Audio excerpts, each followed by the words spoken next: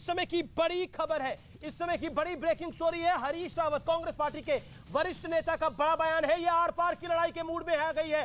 केंद्र की सरकार जुल्म की इंतहा कर चुकी है बीजेपी पार, यानी उनका कहना है सब कुछ आनन फानन में हो रहा है, जल्दबाजी में हो रहा है। राहुल गांधी की तरफ तानाशाही रवैया दिखा रही है। नरेंद्र मोदी का शासन इस लड़ाई को जन जन तक लेकर जाएंगे, यह बड़ी स्टेटमेंट है।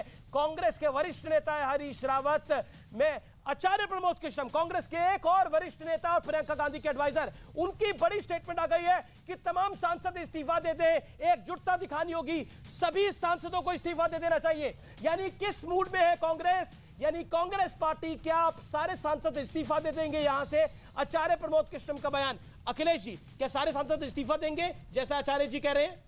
देखिए, सबसे महत्वपूर्ण विषय, सबसे गंभीर विषय है यह है कि Rahul Gandhi Z category, Z plus category के सुरक्षा प्राप्त व्यक्ति हैं जी, और उनके ऊपर बहुत खतरा है। और अतीत में भी उनके परिवार के लोगों की आतंकी घटनाओं में हत्याएं हुई हैं। पहले आप एसपीजी हटाते हैं और इतनी त्वरित गति से उनका घर खाली करने का आदेश देते हैं। ये क्या कर रहे हैं आप? किसी के जीवन की सुरक्षा का भी आपको जरा सा लिहाज नहीं है। हरीश रावत कह रहे हैं आनन फानन में फैसला हो रहा है।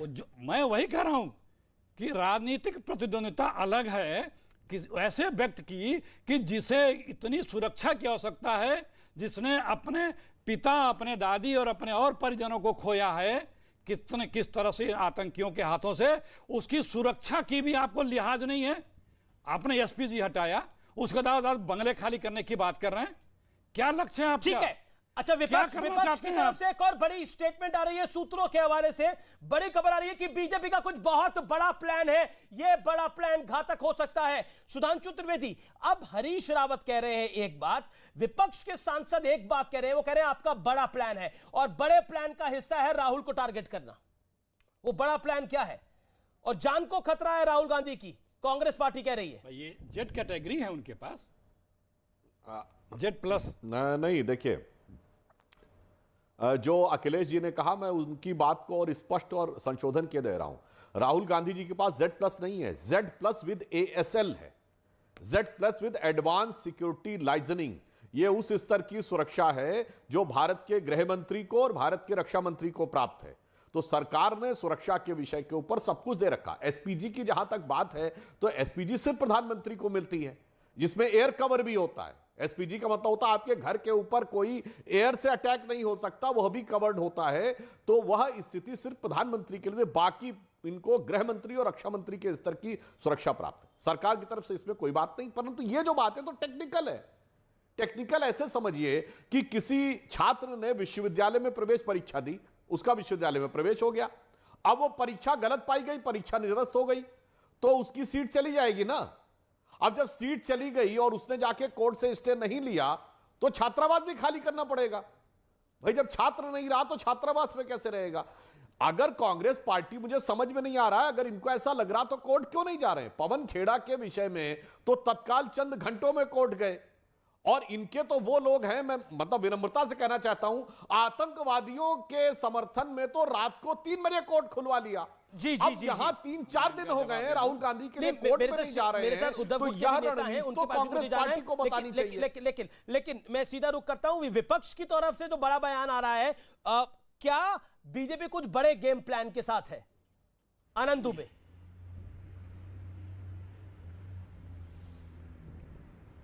अमित जी मुझसे पूछ रहे हैं? जी जी जी, दुबे जी। अब देखिए, बीजेपी ने अब तक जो भी किया है देश की जनता के सामने है। भारतीय जनता पार्टी के इशारे पर ईडी, सीबीआई, इनकम टैक्स, चुनाव आयोग तो काम करते ही थे।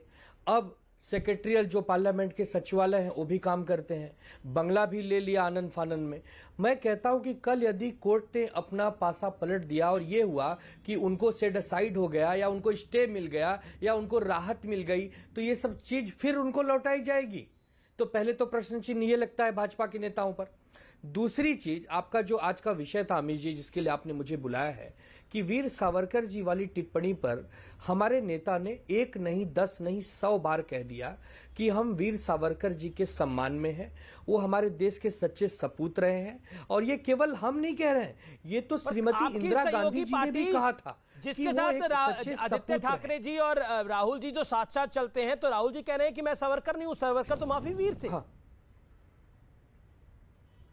अमीश जी, हम साथ साथ चले थे भारतीय जनता पार्टी के रथ को रोकने के लिए, भारतीय जनता पार्टी को चुनौती देने के लिए।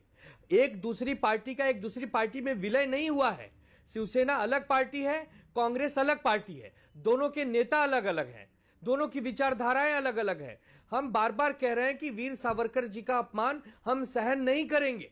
और भारतीय जनता पार्टी जो हमारे यहां महाराष्ट्र में जो पूर्व महामहिम राज्यपाल जी थे, वो बार बार हमारे महापुरुषों का अपमान करते थे।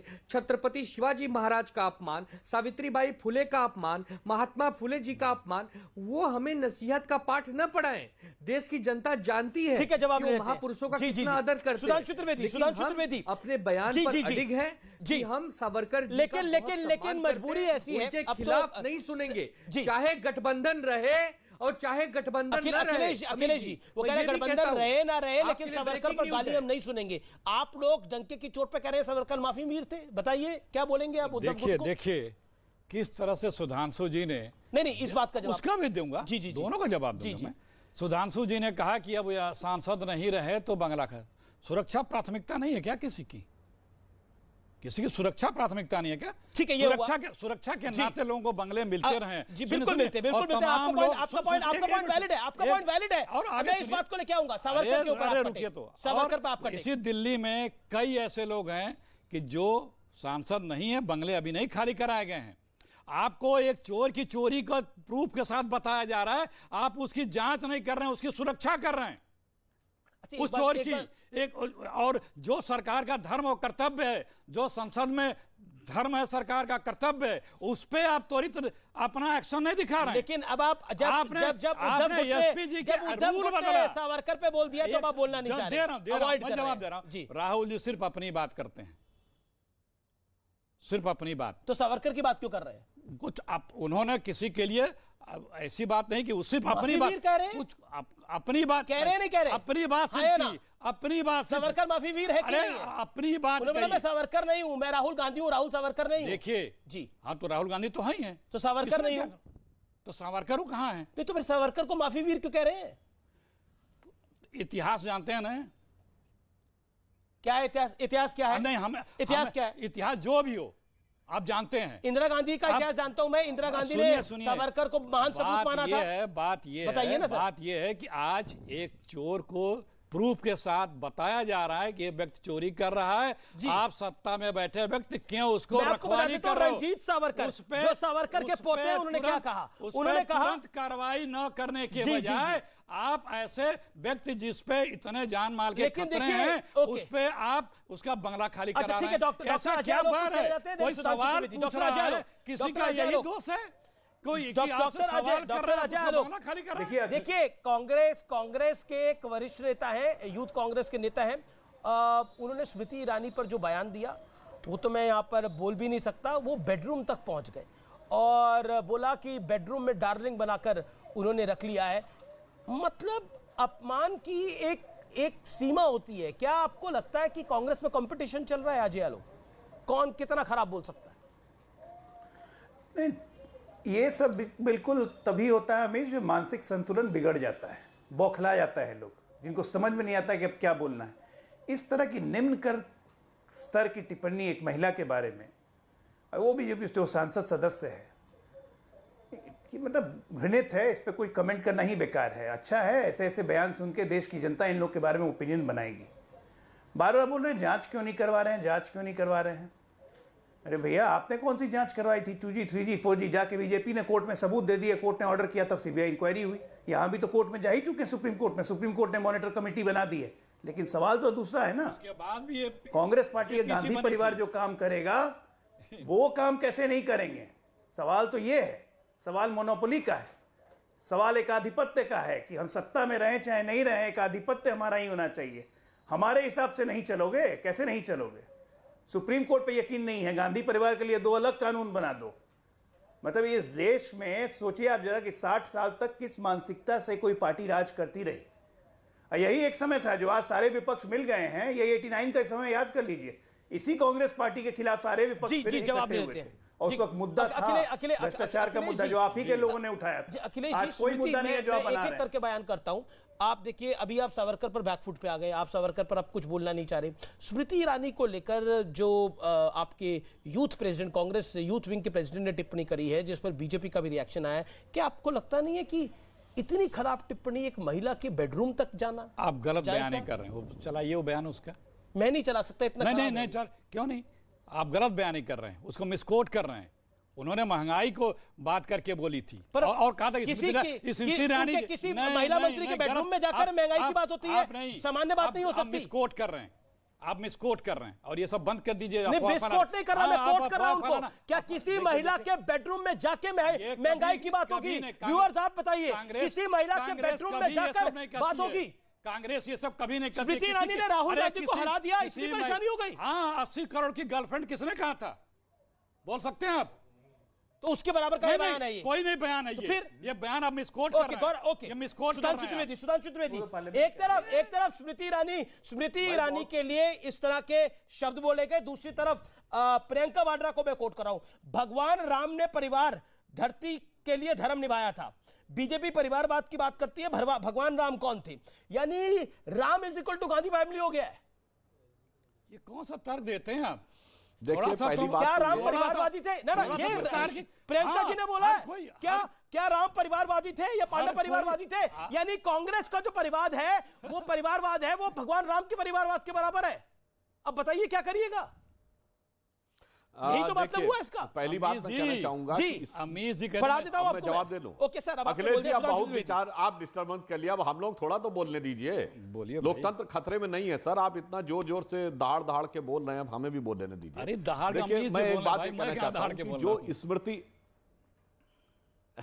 नहीं, सुनिए, देखिए, स्मृति ईरानी के बारे में कांग्रेस के लोगों के मन में जो कुंठा होगी, जो प्रतिक्रिया होगी, समझी जा सकती है, क्योंकि वो हमारी बहना ने इनके भैया को अमेठी से वायनाड तक खदेड़ दिया था।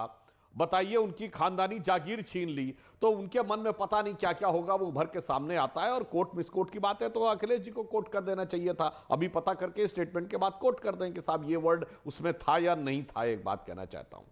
अब दूसरी बात मैं कहना चाह रहा हूं, जो दूसरा विषय आपने क्या पूछा था अमित जी? प्रियंका गांधी वाड्रा की बात करी थी मैंने। उन्होंने बोला कि जैसे भगवान राम प्रियंका जी ने जो स्टेटमेंट दिया, उस पर भी सवाल खड़ा करती है। सुनिए, तो कांग्रेस का प्रियंका जी ने जो प्रभु राम स्टेटमेंट का दिया परिवारवाद। कल, ये लोग, जी मैं इस पे आ रहा हूं। देखिए, पहले तो मुझे इसमें खट्टा मीठा अनुभव हुआ। मीठा इसलिए कि वो कांग्रेस जिसने महात्मा गांधी की समाधि पे लिखे राम के लिए अपनी सरकार में एक समय में हलफनामा दे दिया था कि राम काल्पनिक थे, वो जो राम मंदिर के खिलाफ खड़ी थी, जो राम भक्त कारसेवकों पे फायरिंग के पक्ष में खड़ी थी, उसको राम तो याद आए कम से कम। अब मैं ये कहना चाहता हूं कि अगर इनके मन में लगता भारतीय संस्कृति की समझ खत्म हो गई है, अरे अपने गलत पक्ष में खड़े भाई का साथ देना राम की परंपरा नहीं है, पांडवों की परंपरा नहीं है, रावण की परंपरा है। कुंभकर्ण अपने भाई रावण के साथ खड़ा था, यह जानते हुए कि वो गलत है, जबकि पांडव अपने भाइयों के खिलाफ लड़े थे, क्योंकि उन्हें पता था कि ये हमारे भाई गलत की तरफ हैं। तो प्रियंका जी को मैं बताना चाहता हूं, आप कह रहे थे कि प्रियंका जी ने ये नहीं बोला, प्रियंका जी ने क्या बोला इस बयान का मतलब क्या है? प्रियंका जी के बयान का मैं जवाब दे रहा हूं। आप बिल्कुल, आप सवाल पहले सुन लीजिए 10 सेकंड के अंदर, फिर आप जवाब दीजिएगा। 30 सेकंड का टाइम है, नोट करिए। बीजेपी परिवारवाद की बात करती है, भगवान राम कौन थे? भगवान राम ने परिवार धरती के लिए धर्म निभाया। क्या राम परिवारवादी थे या फिर पांडव परिवारवादी थे? हमारे परिवार के शहीद हुए हैं, इसके लिए हमें शर्म आनी चाहिए क्या?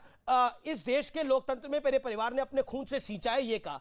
तो भगवान राम के बराबर कांग्रेस पार्टी का गांधी परिवार हो गया। ये आपको गलतफहमी होगी। भगवान राम के बराबर भाजपा ही हो सकते हैं और कौन ही हो सकता है।